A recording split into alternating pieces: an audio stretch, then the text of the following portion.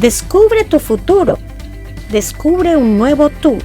Descubre Lourdes University.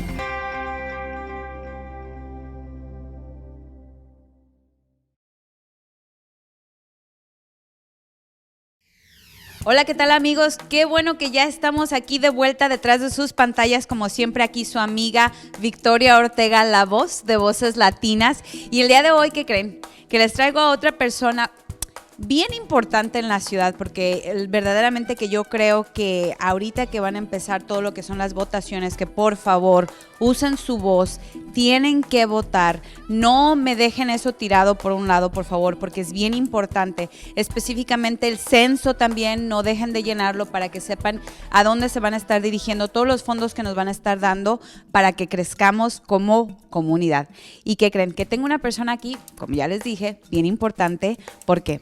Porque no solamente su hijo formó parte de quien nos salvaguardó por tanto tiempo y es alguien que pues desgraciadamente ya no está aquí con nosotros, pero nos dejó a alguien que también está representándonos el día de hoy y es el señor Tony Díaz. Así que bienvenido. Welcome to our show, Tony. How are you doing today? It is amazing to have you here. When I asked you to come, I was like, maybe he's just not even gonna want to come. No, it's my honor. But it's a pleasure to have you around. It's a pleasure to have you here. You know, I introduced you to my community, and I'm not going to be translating what I tell them so that I don't rub time away from you. But I was telling them, you know, you're part of our community. Tell us a little bit more about you. My parents came from Lebanon in 1971, before the Civil War. We grew up in the north end of Toledo, and then we moved to the east side of Toledo, and I graduated from Wake High School. And I went to college for a little bit, but I've been self-employed almost my entire adult life. My son is Anthony, the Toledo police officer that was killed on July 4th at Home Depot. Before he was killed, I started a group called We Support Toledo Police on June 25th, and then on July 2nd, a day before he was killed, I did a police rally in front of the safety building. And then the next day, on July 3rd at midnight, he was shot and killed at Home Depot. My condolences. I can, you know, and I do thank you not just for his service, but also for your service. I believe is really important for people out there, for our community to understand.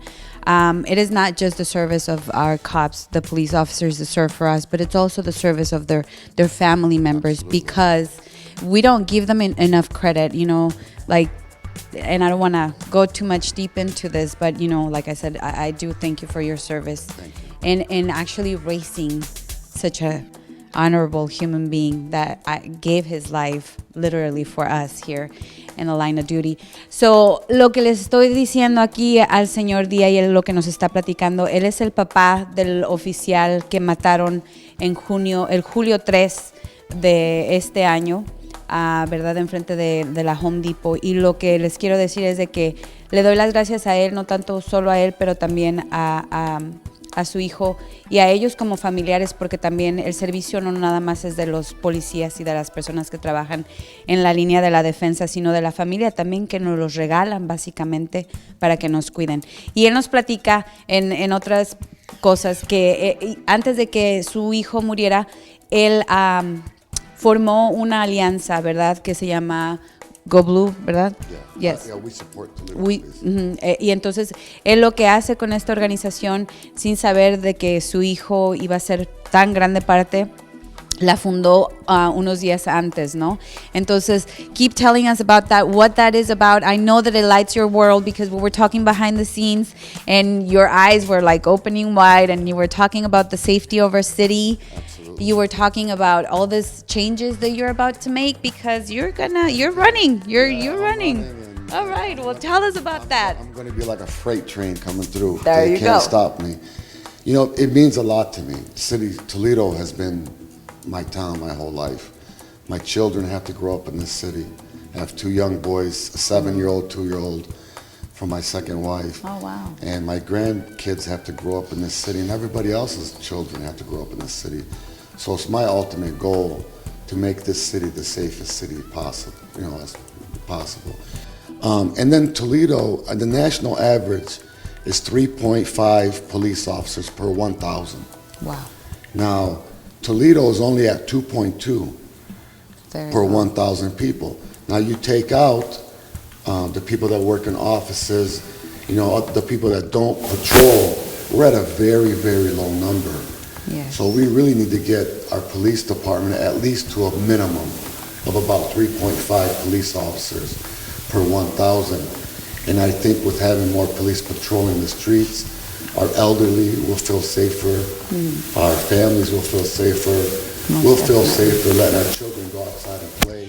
And they won't be overworked. Because at the end of the day, I mean, you put it however you want to put it, but even us in normal, jobs, if there's a shortage, it puts a strain on everybody else. And what happens is a natural, defense and mechanism of human beings. What happens is the stress starts taking over. You start feeling a little bit not okay, you respond different, or you react because you forget that you need to respond. So, I mean, there's a lot of factors that play into the shortage when we are not well equipped. So I can only imagine in that kind of situations and jobs that they're out there, performing, how bad it could be for them to have to always continuously respond in a certain manner. I mean, can you imagine doing a job where they hear gunfire, we all run away from it. And they have to run They have towards to run it. towards it. Wow, that is critical. And I know that you're gonna change it. I know you're gonna be able I'm to do going it. And I love the fact that you said that you're coming like a train. Like a freight train. Viene con todo el Señor, así como todos nosotros, ¿no? ¿Verdad? Es una de las cosas que me emociona. It's something that really touches my soul every time I hear somebody say that, because then I can identify with you, because I know that I'm having to put my all into what I believe, into my purpose. And so when I see you and when I was listening to you out there, I was like, yes, he's going to do it. So, real deal. yes, it is. So, you had some major ideas. We're talking about all these things behind the scenes, and I was like, oh my gosh, how am I going to incorporate all this? Because it's so Another great. thing, once I'm elected, you notice how I said once I'm elected. Yes, and I love that. I want to start a coalition of different business people, business women, businessmen from different areas, to where we can meet once a month and put our minds together. So it's not just city council members, because nobody knows it all. Right. So let's get people from different ethnicities, different businesses, different everything. Let's put them together, a think tank, maybe 10, 12 people, where we meet once a month and we go over city issues together. Another thing that you touched a little bit about was the city lights. Yes. Very important. It goes hand on hand with the police officers, and Absolutely. I believe it's because, if we don't have good lighting, if you're trying to catch somebody, and I mean, you can't see, how is that? Well, and even the poles that are existing now, the light poles, if you look at a lot of them, they have overgrown trees underneath them. Right. So it's blocking light. So it's just, some streets, it just takes a little bit of just trimming the trees. Absolutely, And I then agree. a lot of fixtures can just be replaced with LED fixtures that are even brighter and take less electric, So, once you're elected, how do you propose you're going to be changing all of that? Can you tell us a little bit about that? I have to go in there and try to convince the rest of them. Right. Because if I propose something, if I don't get a majority vote, I can't do nothing on my own. Unless I run for mayor next year. There you go. And then how is it that our community can actually lift you up? Because another thing is, like, I've been trying to showcase this right before the elections, all of our minorities. Yes. Because I think if we unite, we can actually make a difference out Absolutely, there. we're Podemos powerhouses. podemos hacer la diferencia. Así de que, por favor, mi gente, no se les olvide salir a votar. No le estamos diciendo que voten por una persona o por otra persona, sino simplemente que ejerzan lo que es de ustedes, que es votar. Así que no dejen de votar. I'm just saying, just don't forget that's your right to go outside and vote. Yes. And, That's how we make change. that's exactly right. So I know that we're talking about all these things. I like the idea, and I actually want to say it, because what if Say it. somebody's saying or thinking or listening to us and the idea of the casino? Yes, I believe it should have Listen been. to this, guys. This The is casino should have good. been downtown, because downtown and on the water. Because you have a lot of millionaires that have 50-foot boats, 100-foot boats. They could have drove their boats down from Michigan or from Cleveland or for whatever, and just docked it right in front of the casino. And the casino would have been a lot more successful, and they would have been able to employ more people. They would have built their hotel by now. So I'm not against maybe speaking to them because they have the money. Yeah. Maybe they can start or build a new building Right. downtown So that where it one. should be. Mi gente, estaba yo platicando con él fuera de cámaras y verdaderamente que es una de las personas que tiene tantas ideas para cómo moldear lo que ya tenemos aquí hecho y cómo ser innovativo. Porque una de las cosas, I'm saying innovative, remember we were talking about that. Porque una de las cosas que estamos diciendo fuera de cámara cuando estaba platicando yo con él es de que muchas de las veces queremos nosotros inventar la rueda y ser los más inteligentes en el cuarto. Pero eso no cuenta. Lo que cuenta es de que tengamos los recursos y los usemos. De que ya lo que tenemos lo pongamos a rodar y nada más le pongamos innovación. Así de que, thank you so much for coming. It was a pleasure having you here. I want you to tell people where they can find you. Maybe they just want to meet you, talk to you, kind of pick your brain, kind of like just...